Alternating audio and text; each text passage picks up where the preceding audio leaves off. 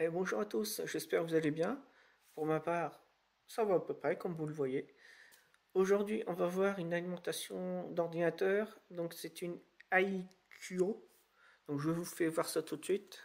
Donc, c'est une EQO, je ne sais pas comment on prononce ça. C'est une alimentation qui fournit des puissances surnaturelles.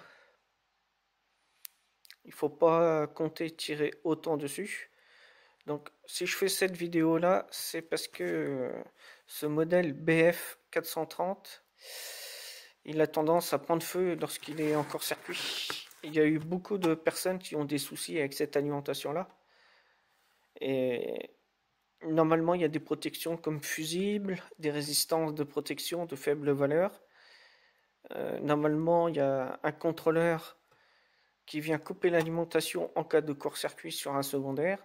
Ça, le problème, c'est que les protections ne servent à rien, n'agissent pas, et l'alimentation prend feu.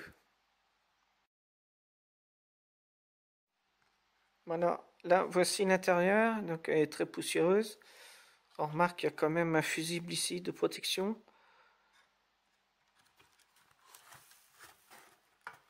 Qu'est-ce que c'est que tout ça? Ça, c'est pour la température, pour le ventilateur. On note que il y a quand même un filtrage avec une double self et un condensateur type MKT en classe x2. Des condensateurs céramiques quand même. Ici, le pont de diode, ce sont 4 simples diodes. Donc ça, on trouve ça un peu partout. Donc ça, il n'y a pas de souci là-dessus. Les condensateurs, les gros là, ce sont des combien ça? Déjà, on voit que c'est de la marque Vent. Alors Vent, c'est pas de la grande marque. Il y a différents transformateurs. Ça, c'est pour la partie 12 volts et 3,3 volts.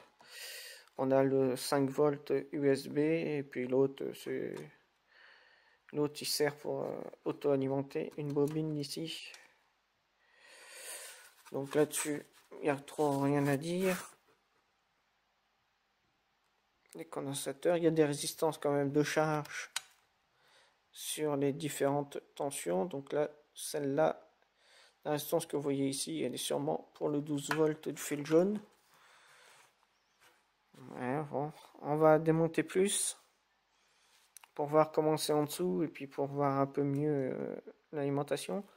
Je vais, avec un fer à souder, dessouder le dissipateur ici avec les transistors qui sont dessus et ce dissipateur là avec les doubles diodes qui sont dessus,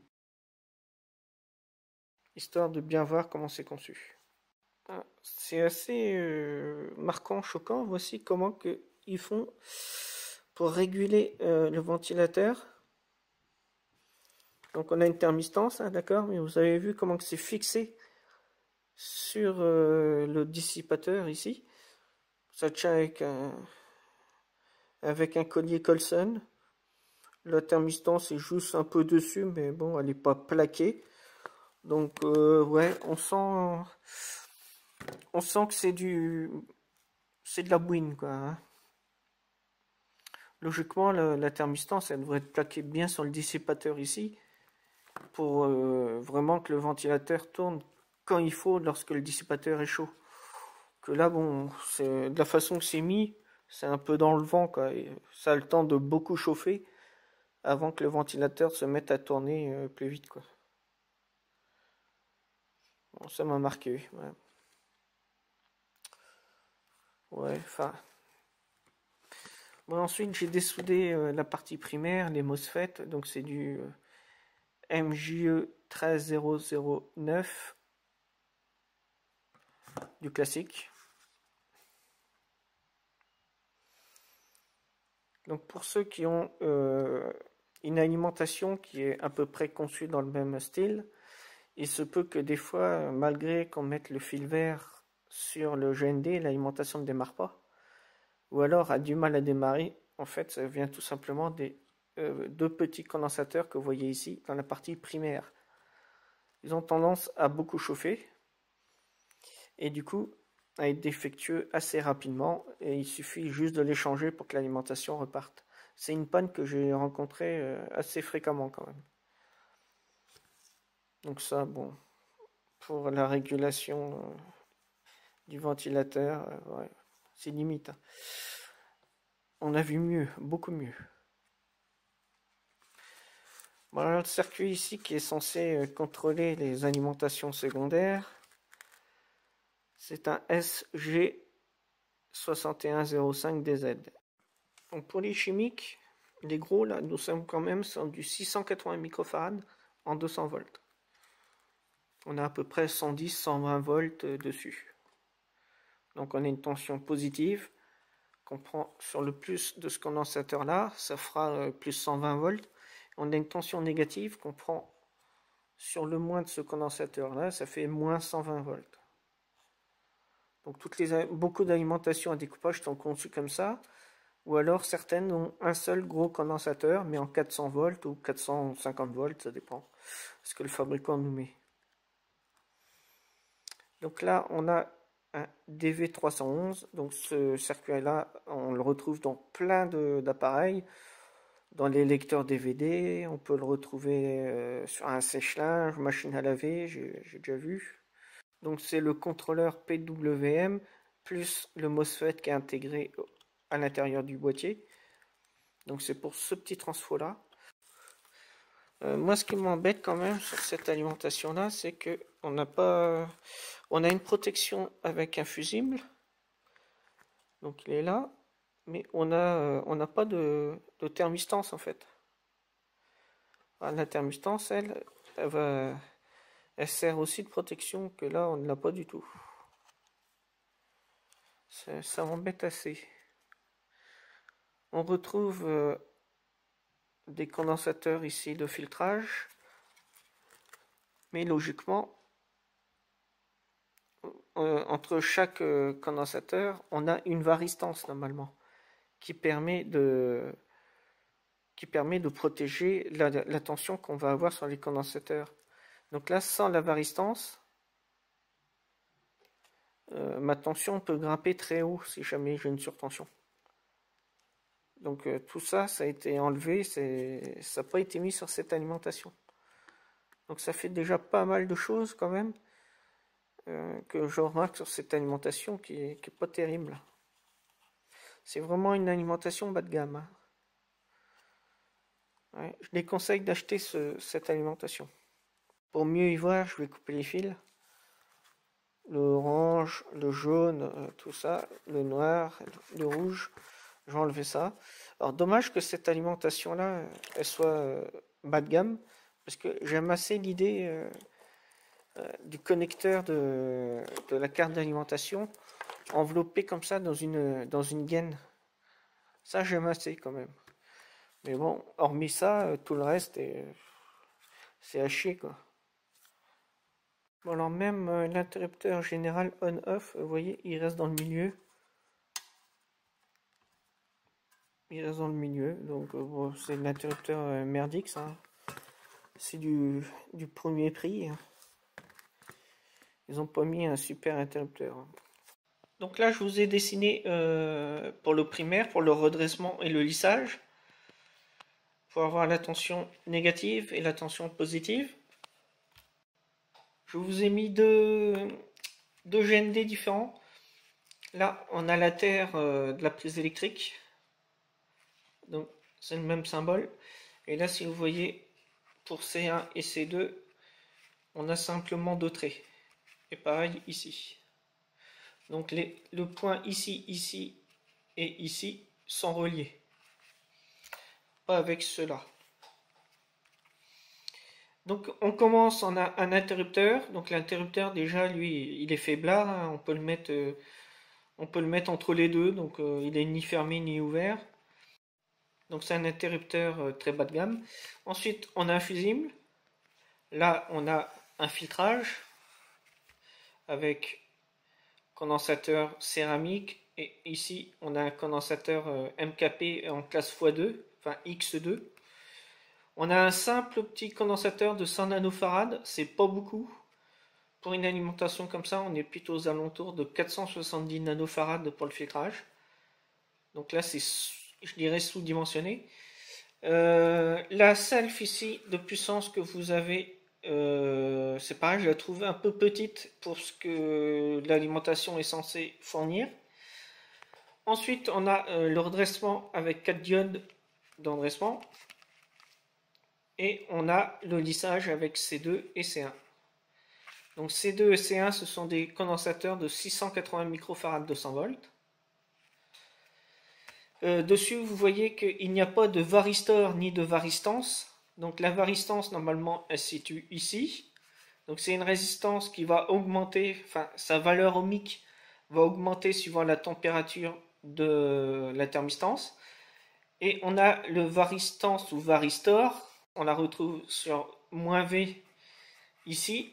D'habitude, elle est fixée à 150 volts, donc on ne pourra pas avoir plus de 150 volts aux bornes du condensateur.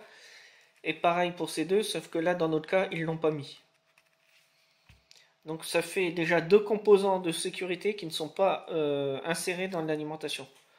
Si je prends une autre alim, vous voyez, alors je la mets dans le bon sens, on a le fusible bien sûr, le condensateur c'est un 470 nanofarad, filtrage. Ensuite on a la thermistance ici, ou PTC, hein, comme vous voulez. Donc celle-là, elle a tendance à claquer sur les alimentations lorsqu'il y a un court-circuit. Le pont de diode, les condensateurs. Donc je vous ai dessiné les symboles, hein, thermistance et varistor. Il est presque identique, hein, mais c'est pas la même fonction. Là, si vous testez sur la thermistance qu'on trouve logiquement dans la protection ici, on va trouver comme un court-circuit si elle est bonne, et si elle est coupée, si elle est HS, on va avoir un circuit ouvert comme un interrupteur, comme là ouvert. Et par contre, on retrouve quand même une résistance de charge sur le plus V et sur le moins V. Des 150 kΩ en 1/4 de watt, ça suffit. Ensuite, là, je vous ai fait les différentes alimentations. Donc, on a le 3,3 volts. Là, il faut que je mette encore la valeur. Je crois que c'est 33 ohms, ici, en résistance de charge. Le filtrage avec L4 et L10. Et puis là, bien sûr, les condensateurs de lissage. Et là, on retrouve les doubles diodes qui sont dans un seul boîtier. Donc j'en ai ici, vous voyez. Vous avez des doubles diodes. On a deux diodes dans un seul boîtier. Là, le milieu, c'est la cathode commune. Et sinon, on a l'anode numéro 1 de la première diode. Et sur la patte, ici à droite, on a la deuxième anode. Donc, ça, c'est pour le 3,3. Pour le 5 volts, pareil. Une diode de redressement, lissage avec les condensateurs et filtrage. Alors là, j'ai mis L5 double et L5 double. C'est parce que, vous voyez, ici, vous avez une self. Enfin, vous avez un tore et vous avez plusieurs inductances qui sont enroulées tout autour. Donc là, dans notre cas, l'inductance, elle est valable pour le plus 5 et plus 12 volts. Pour le plus 12 volts, on remarque qu'il y a deux doubles diodes pour le redressement. Ensuite, condensateur lissage. Ensuite, on a un filtrage avec une self. Alors là, j'ai pas mis la valeur et c'est L8. L8. On a un condensateur de lissage et on a un plus 12 volts. Et on a également une autre self, condensateur lissage, résistance de charge, 470 ohms, 1 demi-watt, et un autre 12 volts. Donc ces deux 12 volts ne sont pas reliés ensemble. Donc il y en a un qui va sur la carte mère et l'autre par exemple qui va aller sur la carte graphique, par exemple. Ensuite, on a fil violet, le plus 5 volts USB, enfin SB. Un redressement avec une simple diode. C'est une SB340. Condensateur lissage, salle de filtrage. Voilà, ici on a plus 5 volts SB sur le fil violet. Et ici sur le fil bleu, on a moins 12 volts. Donc une diode d'endressement, vous voyez, on les a inversés par rapport à anode et cathode. condensateur de lissage toujours. Donc j'ai mis le plus vers le GND et le moins sur la tension négative, bien sûr. Self de filtrage et puis le moins 12. Vous voyez, les condensateurs utilisés, il n'y a pas plus merdique comme qualité de condensateur. C'est le plus bas de gamme qu'on puisse trouver. Si je vous présente cette alimentation-là, c'est parce qu'il faut absolument éviter d'acheter ce genre d'alimentation. J'ai fait l'essai, parce que j'ai bien vu sur internet ce que ça donnait, j'ai fait l'essai de faire un court-circuit sur le plus 12 volts. Et en fait, les MOSFET d'alimentation ont cramé instantanément. La régulation qui est censée protéger l'alimentation ne fonctionne absolument pas. Donc évitez d'acheter ce genre d'alimentation parce que vous allez détruire soit la carte mère qui est derrière, ou bien une carte graphique, ou bien un disque SSD ou un disque dur ou autre. Ou vous pouvez également foutre le feu dans l'ordinateur simplement à cause d'une alimentation qui n'est absolument pas à prendre. Alors j'espère que vous avez aimé cette vidéo. Si vous avez aimé, n'hésitez pas à mettre le pouce vers le haut. Pour ceux qui découvrent cette vidéo, n'hésitez pas à vous abonner. Vous appuyez sous la vidéo sur abonnement. Il y a la petite cloche pour recevoir une notification à chaque fois qu'une nouvelle vidéo sortira. Donc ça peut être pas mal. Plus cette vidéo aura de j'aime, plus elle sera diffusée, bien sûr. La vidéo a été assez courte, mais j'espère vraiment que vous avez aimé. Je vous dis maintenant à la prochaine pour une future vidéo. Soyez sages et bye bye. Salut, salut!